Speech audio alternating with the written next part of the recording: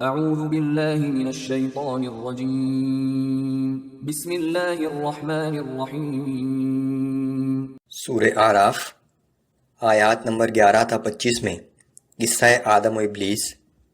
جب ابلیس نے اولاد آدم کو دھمکی دی کہ وہ انہیں گمراہ کر دے گا اور ان میں سے اکثر لوگ اللہ کے شکر گزار نہ ہوں گے، قریش کو تنبیہ کہ جس طرح شیطان نے آدم علیہ السلام کو دھوکہ دے کر جنت سے نکلوایا تھا، اسی طرح اب وہ تمہیں گمراہ کرنا چاہتا ہے۔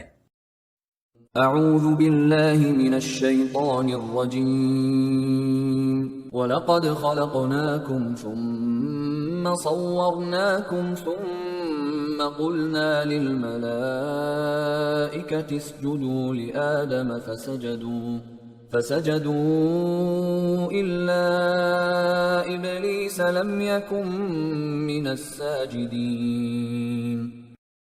اور بلا شبہ ہم نے تم سب کو پیدا کیا، پھر ہم ہی نے تمہاری شکل و صورت بنائی، پھر ہم نے فرشتوں سے کہا کہ آدم کو سجدہ کرو، سو ان سب نے سجدہ کیا سوائے ابلیس کے، اور وہ سجدہ کرنے والوں میں شامل نہ ہوا۔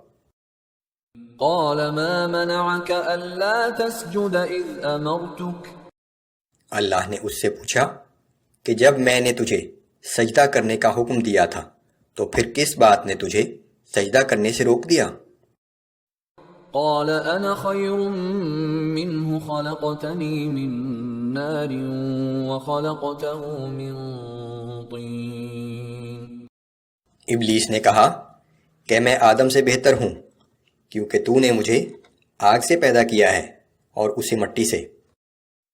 قال فاهبط منها فما يكون لك أن تتكبر فيها فاخرج إنك من الصاغرين۔ اللہ نے فرمایا کہ یہاں سے نیچے اتر، تجھے یہ حق حاصل نہیں کہ تو یہاں رہ کر تکبر کرے، لہٰذا باہر نکل جا، یقیناً تو ذلیل و خوار لوگوں میں سے ہے۔ قال انظرنی الى یوم یبعثون۔ ابلیس نے کہا کہ مجھے اس دن تک کے لیے مہلت دے جس دن مردوں کو زندہ کر کے اٹھایا جائے گا۔ قال انک من المنظرین۔ اللہ تعالیٰ نے فرمایا کہ تجھے یہ مہلت دی جاتی ہے۔ قال فبما اغويتني لأقعدن لهم صراطك المستقيم۔ ابلیس نے کہا کہ جس طرح تو نے مجھے گمراہی میں مبتلا کیا ہے تو اب لازماً میں بھی تیری سیدھی راہ پر ان انسانوں کی گھات میں بیٹھ جاؤں گا۔ ثم لآتينهم من بين أيديهم ومن خلفهم وعن أيمانهم وعن شمائلهم ولا تجد أكثرهم شاكرين۔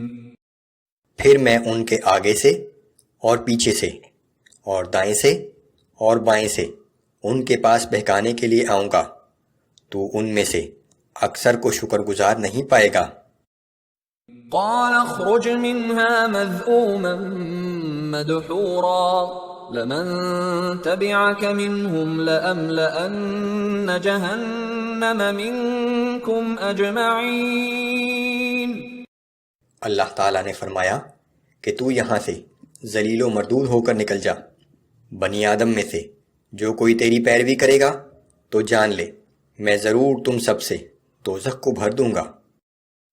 وَيَا آدَمُ اسْكُنْ أَنْتَ وَزَوْجُكَ الْجَنَّةَ فَكُلَا مِنْ حَيْثُ شِئْتُمَا وَلَا تَقْرَبَا هَذِهِ الشَّجَرَةَ فَتَكُونَا مِنَ الظَّالِمِينَ۔ اور اے آدم، تم اور تمہاری بیوی دونوں اس جنت میں رہو، اور جس جگہ سے چاہو تم دونوں کھاؤ، مگر اس مخصوص درخت کے قریب بھی نہ جانا، ورنہ تم نافرمان اور گناہ گاروں میں سے ہو جاؤ گے۔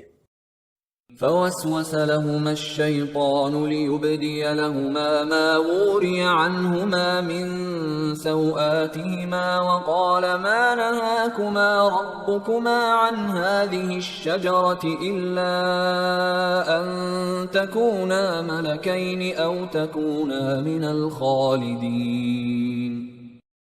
پھر شیطان نے ان دونوں کے دلوں میں وسوسہ ڈالا تاکہ ان کی شرمگاہیں جو ایک دوسرے سے پوشیدہ تھیں ان پر ظاہر کر دے، اور کہنے لگا کہ تمہارے پروردگار نے تمہیں اس مخصوص درخت سے صرف اس لیے روکا ہے کہ اس درخت کا پھل کھا کر کہیں تم فرشتے نہ بن جاؤ یا تم یہاں ہمیشہ رہنے والوں میں نہ شامل ہو جاؤ.